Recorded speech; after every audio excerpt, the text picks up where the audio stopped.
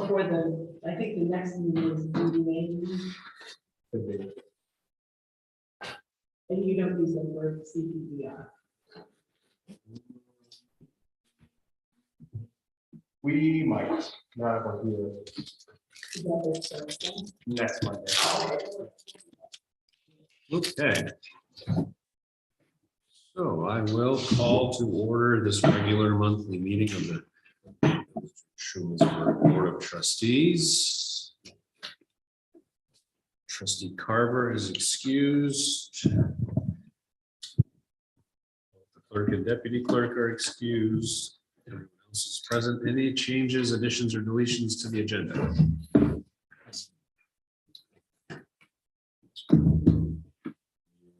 None.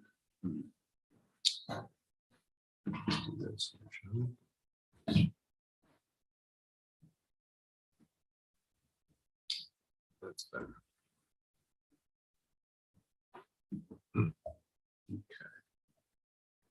Item number 3 on the agenda, we have our consent agenda, which includes our abstract of claims as well as meeting minutes from September 12th or September 12th, regular monthly meeting.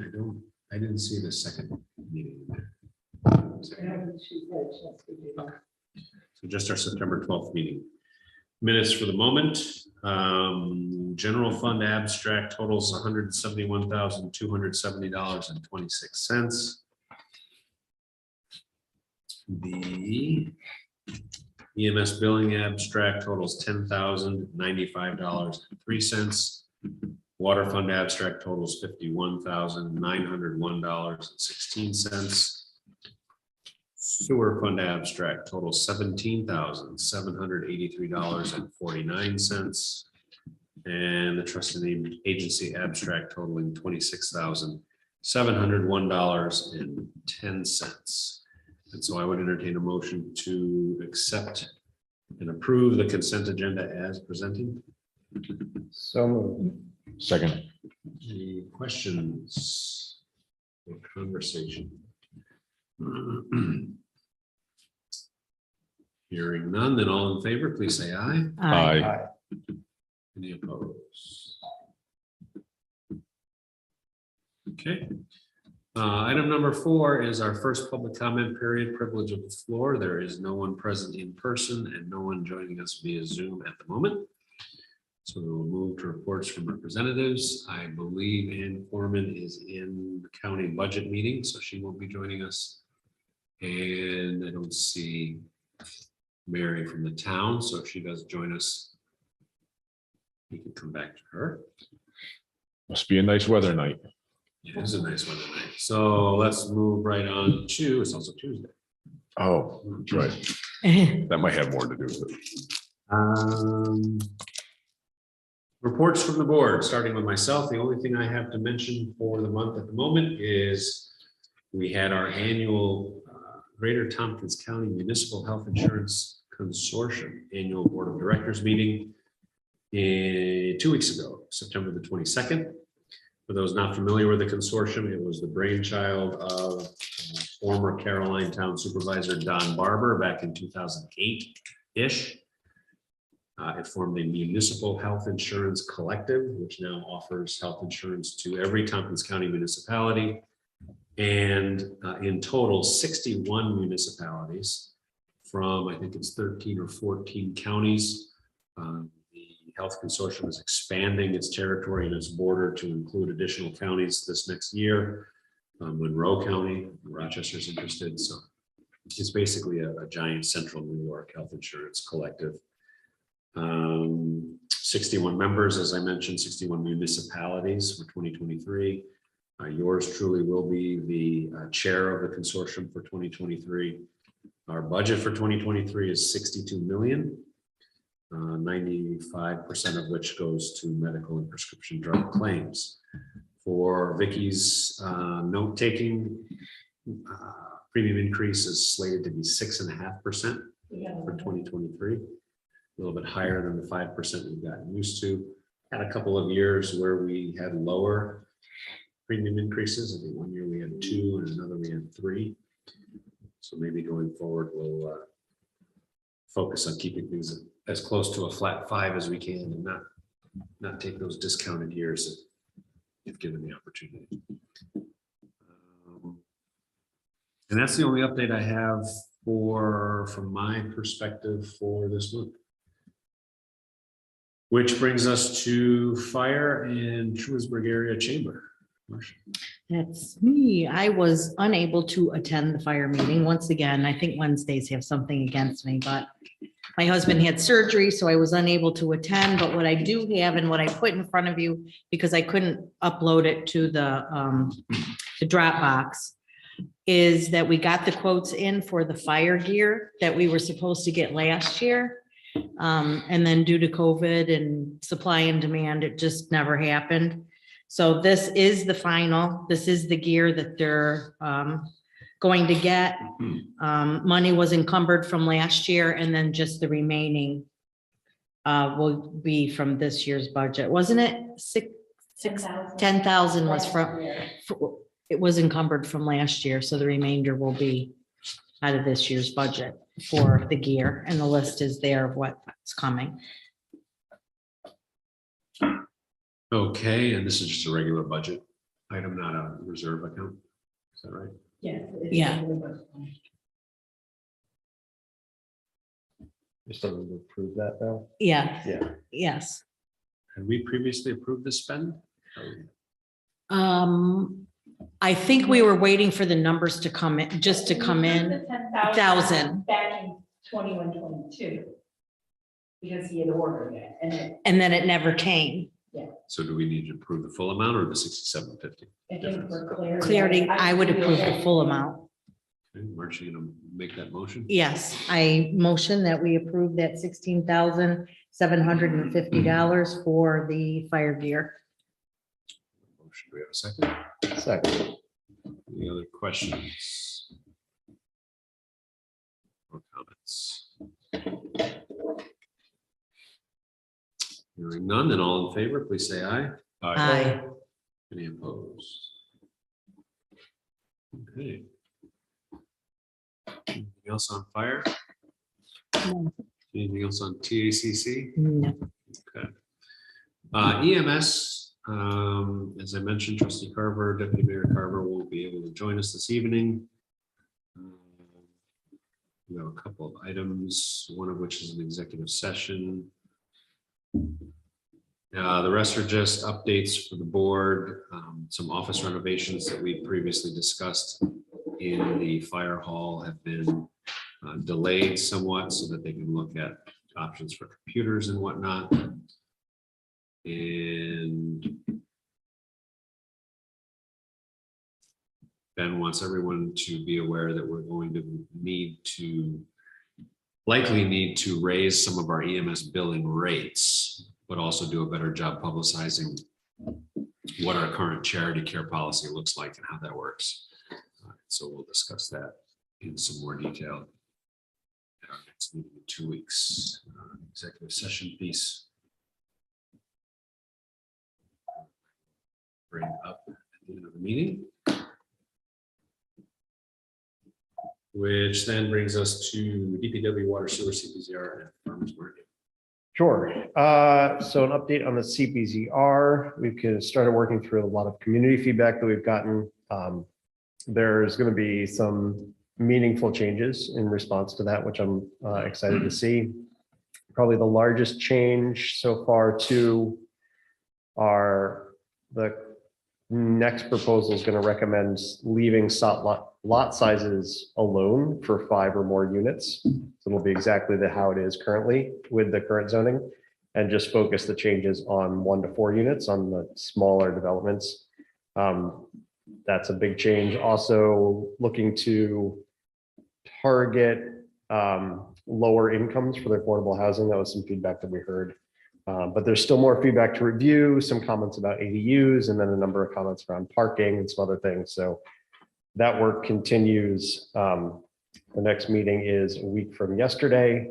I would expect an updated proposal to this board November, December kind of timeframe for our discussion and review. I expect that'll probably be the last update, and then we can take it on in this board and have our own discussion. So something to be considered there. On DPW water sewer, not a ton to update. We are still looking at listing a seasonal laborer position. I think Dusty's working through that right now. And the only other thing I think might be worth just the board for everyone to be aware. So in the last water billing cycle, we added the initial step towards our final billing schedule that we'd like to get into next year. Part of that was to start charging based on EDUs or equivalent dwelling units, basically the rough amount that a regular single family household uses. If say you're a commercial space that uses water, you would be charged based on how much water you use compared to the average household. We're seeing some differences between when we first calculated that usage, which was using water usage from like a year or two ago versus what people are currently using. So we're working through that, trying to get a more up-to-date calculation for all the different water users. And in the meantime, if we're seeing issues, we're reducing people down a little bit, just to make sure that everyone's kind of okay now. We're taking a little hit on ourselves while we work out a better pricing setup for everybody. So we're still working through that with Jessica. But I think we've hammered out all the issues that we found, and we kind of have a path forward. We just have to start figuring out how to make a more regular calculation of that water usage on maybe an annual basis, so it doesn't get so out of whack. We're just seeing that people used a lot of water 2 years ago and not this year, and now their bill looks weird. So we're starting to work through that. That's it on my end. Not a lot to update on. Okay. Police and village ETC.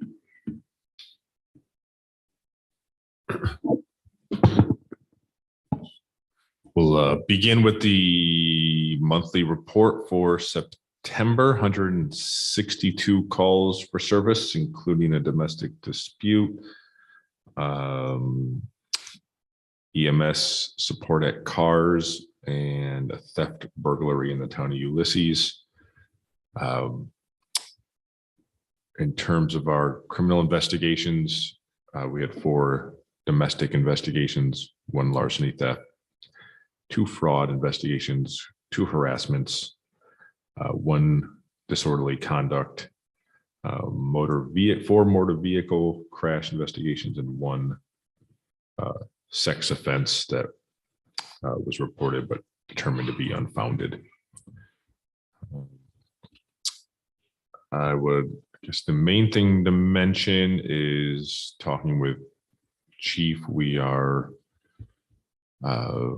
looking to, as long as there's no objections from the board or reason to think there would be from the community, to continue what we've done the past 2 Halloweens and block off the same streets we have, which has historically been Whig, Larchmont, Tamarack, and then Congress, Washington, Bradley, I believe is what we've typically done for a limited period of time. So I'll start distributing. I think we usually do 4 to 8 if memory serves. So I'll start distributing those flyers. I'll make some physical copies and put them out online as well. Have a handful of people have already asked about it, and we're very happy to hear that we plan to continue it. So we'll continue to do that. Have there been any conversations about the merits of Halloween proper versus the Saturday prior? Someone did ask, when will the village be celebrating Halloween? And I said there's no plans to celebrate it differently this year. I think it's an interesting discussion, and we said we would think about it for next year, and all of a sudden we're here at next year. So I think it's maybe it's something. Yeah, I think it's something that I'll mark on my calendar to start investigating. I know last year we talked about there are places that do it. And I'll talk to chief about it. I mean, it certainly maybe could help staffing if it's done on certain days, but I know there are communities that, do it on the weekend or do it, the Friday before actual Halloween or whatever it is, they just kind of come up with that day. So it's, I think probably typically falls on a weekend night or something like that, but yeah, I think we can continue to investigate that. I don't know if anyone has any thoughts on that again. But I'm a traditionalist. I like the day of, but I have been, Me too. I have only heard people ask for the other. I don't think I've met many other people that really hold that traditional candle and would prefer to see it on a Friday or a Saturday night or something that's not a school night. So I can be swayed in my own personal opinion. I mean, it's certainly easier to remind people, right? If it's just on the actual day, everyone thinks about Right. it on the actual day, but It would require getting the word out and kind of, especially for the first couple of years, but I think Yeah. people would get used to it after a while, for sure. yeah, maybe it's something, that could be kind of a cross conversation with the ETC about like, if we did it on a Friday all the time or a Saturday night all the time. Though I know parents sometimes have plans on that Saturday before Halloween, so we don't want to cannibalize everything, but maybe then there could be some more, kind of programming around it.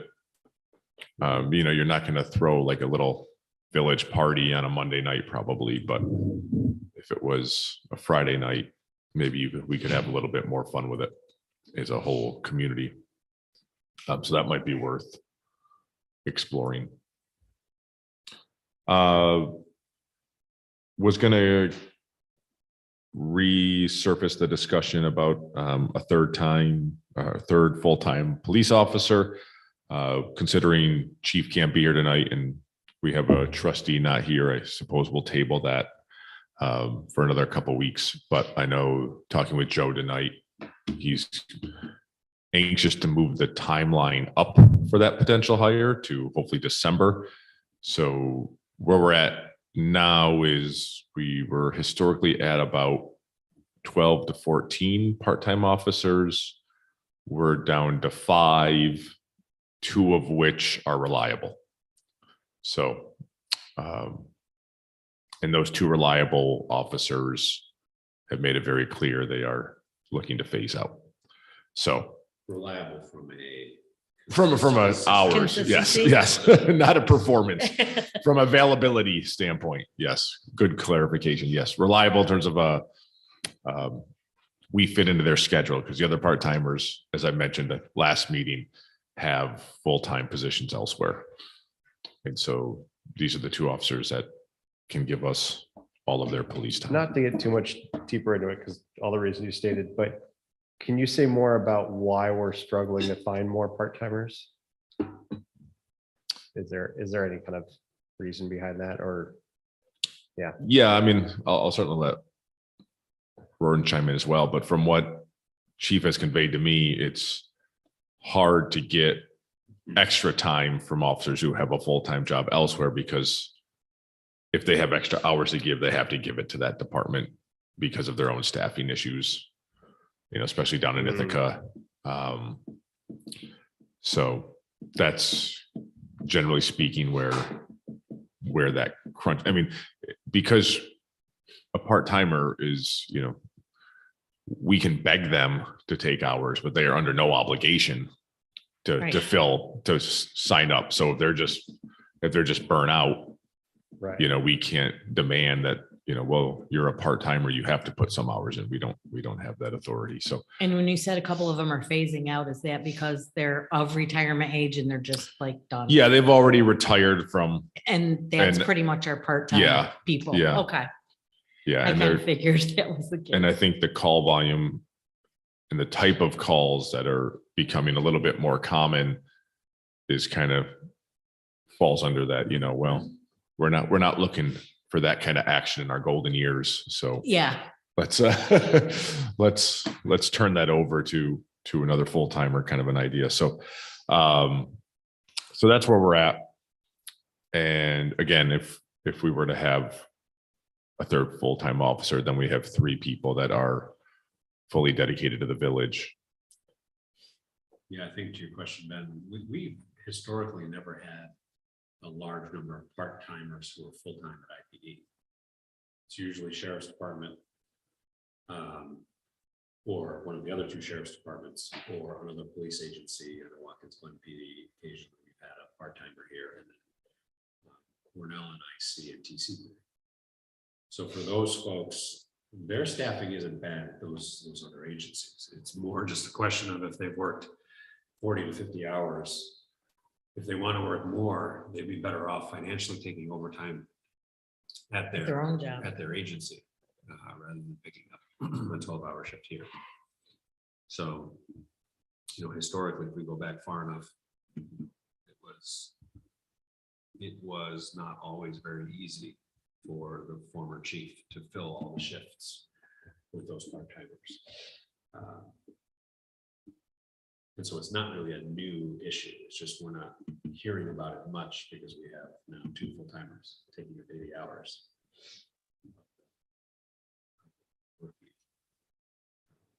So rather than piecemeal and patchwork the remaining primary shifts, they're full-time early. Individual.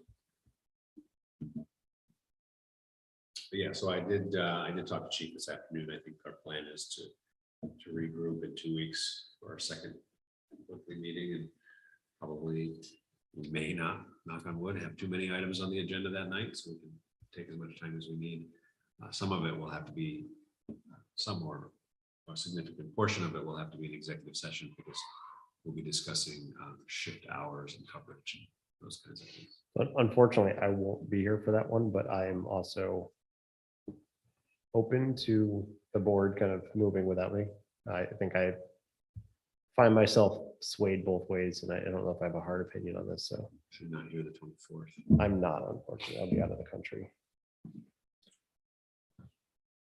Well, I can certainly have Chief compile some notes and numbers and Yeah, if there's Info. something in advance, I'd be happy to read and just Yeah. give some feedback, over email. Like I said, I don't feel so passionately one way or another that I feel like I want to make sure I'm part of that conversation. Though if it feels like I don't know, if it feels like it gets really important, then we can potentially move to like the next meeting. I know that starts getting very late and close to that December date, so. But yeah, so anything in advance would be great. I'll take a look at that. yeah, I can get some stuff for sure.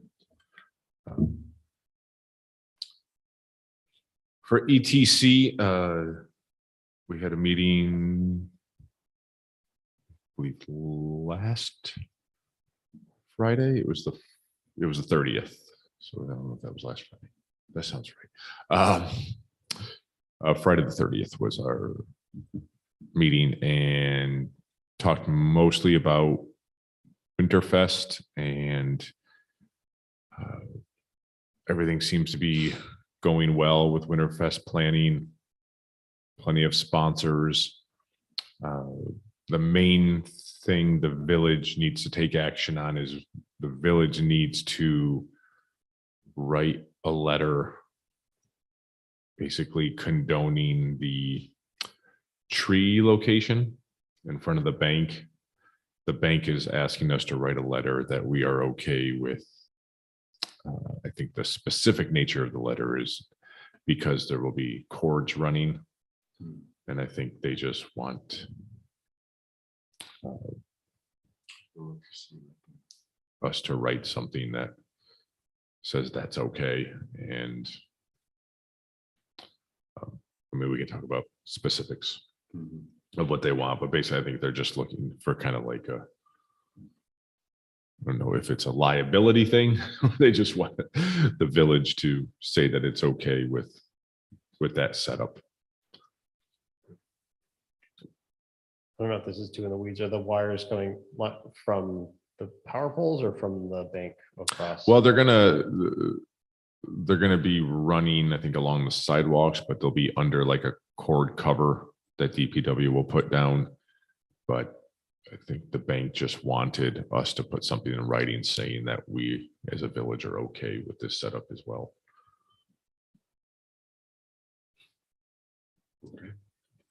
Now, whether or Okay not with it, as in we accept liability if somebody trips over a cord. that wasn't Is that- how it was presented to me, it Oh, was, okay. Jen Demarest has kind of been the in-between person there. I could get more specifics on kind of what exactly they need in the letter. I think the only thing that it was just kind of vaguely mentioned that it would be that we're okay with like the cord covers being on the sidewalk. Oh, I see what you're saying. Okay. Yeah, something more specific would be helpful. I mean, I guess Okay. it's a little early for snow, but you never know. That means DPW would have to be careful with the sidewalk clearing there.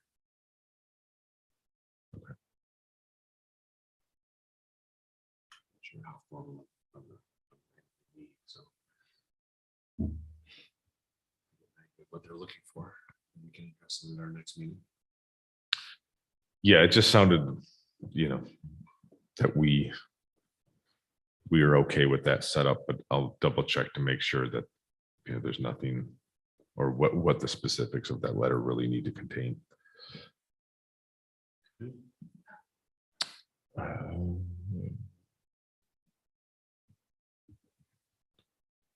think that's it.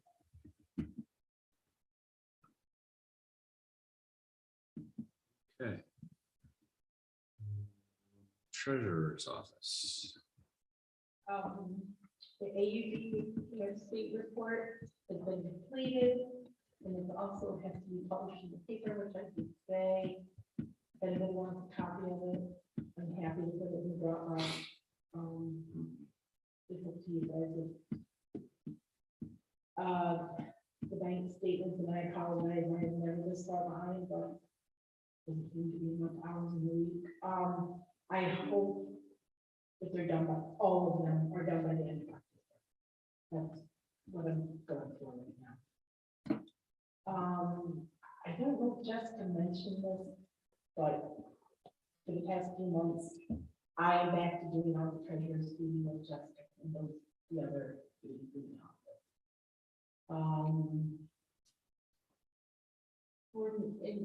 About the consulting, any chance for getting the health insurance reimbursement like we did before? Okay. No chance. I'm going to start the budget the very first, probably weekend in January. Talk to the department heads, you guys will all know about it, so hopefully budget season will go by very smoothly and very quickly this year. And get Jeff on board, of course, how we do it.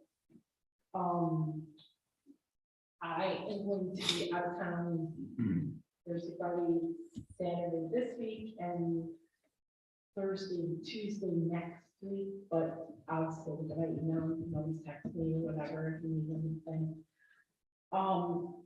Can I talk a little bit about purpose duties, just some stuff, or do you know about me? I was gonna talk about the levy. Sure.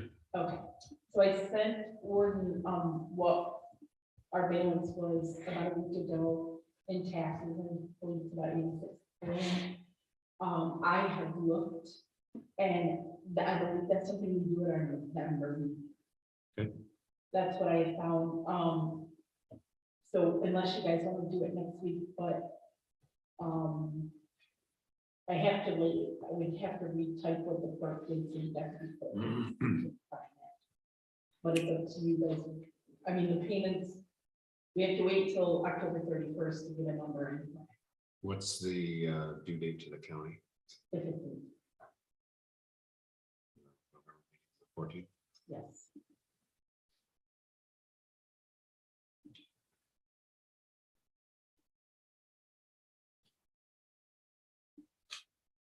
And we've done it in the past, like on the 13th, it was last year, so.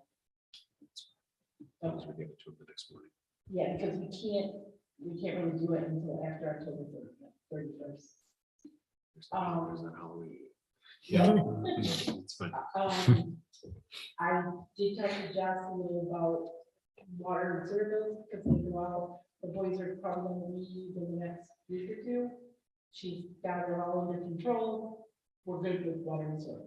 Okay, I think she's kind of gotten all the bugs out of the last one. with Except for the capital. EDUs. Yeah, we're in touch. We're Right. still sorting out the bigger picture pieces, but I think a lot of the details are. We did get a lot of questions. I would say a lot for people coming back into the office. and stuff. Yeah, it was the first time adding that new line, so a lot of people had that question, and we definitely. Again, I don't we didn't overcharge anybody.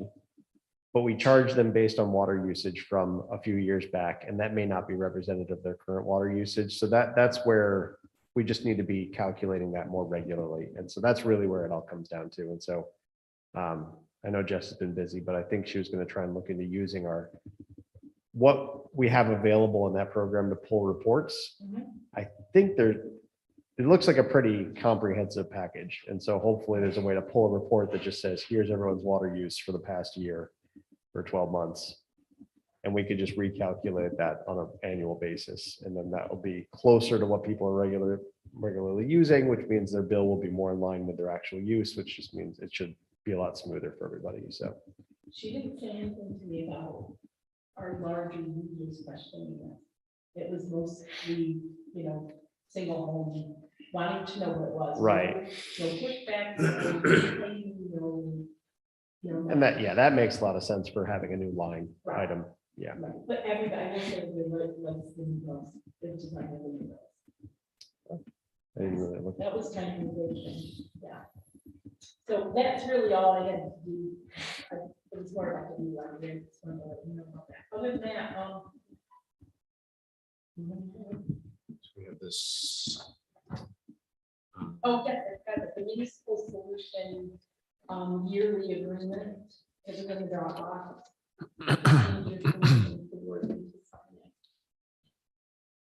So Municipal Solutions, as we know, is our municipal fiscal advisor. We have an annually renewable agreement for the scope of services and what they charge. And so I would entertain a motion to authorize me to sign the 2023 agreement with Municipal Solutions. So moved. Good. Second, any questions, comments? Or concerns? None, then all in favor, please say aye. Aye. Any opposed? Okay. Is that it? Vicki? Yeah, unless you guys have any questions.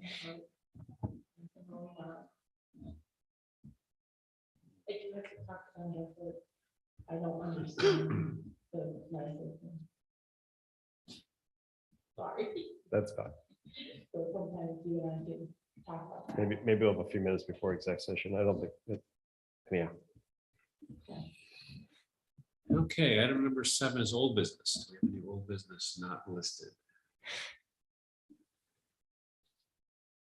Careful, we're in danger of setting a record. Item number 8 is new business. Any items of new business we want to bring up? Number 9 is our second public comment period. There are no members of the public present in person or online, which brings us to item number 10. I would entertain a motion to go into executive session to discuss an EMS personnel issue as well as collective bargaining subject to the Taylor law. So moved. Second. All in favor?